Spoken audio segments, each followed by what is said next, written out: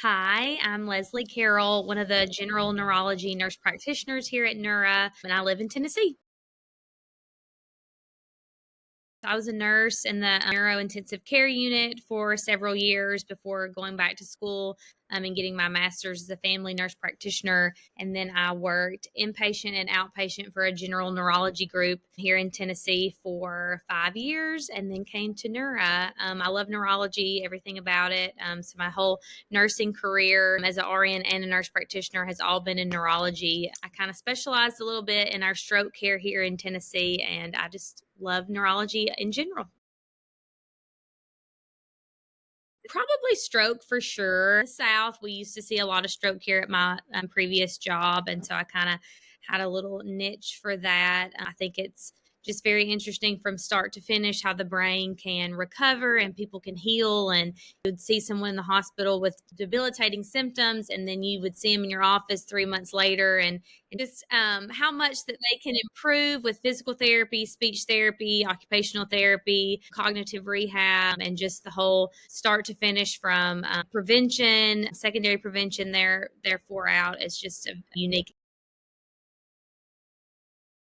Patients as a whole just need a listening ear. I think a lot of times doctors and practitioners are just in such a hurry because a lot of health administrations want us to see a lot more volume, and so that we can't take the time to really listen to patients and hear their story and hear their concerns, and then tell them why we're doing what we're doing and explain why the treatment options are what they are or not, or what our next steps are in treatment. And I think it's just a lot of listening and then explaining to patients the why.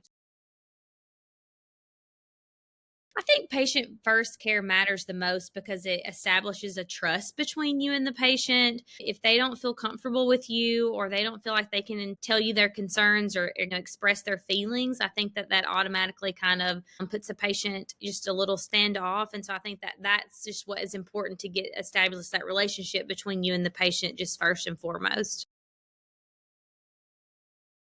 I personally do not have a chronic condition, but I'm just over the years treating people who do have chronic conditions. I've just really understood how important it is to listen to them and go over their concerns, and just be a listening ear for them. A lot of times is what they need.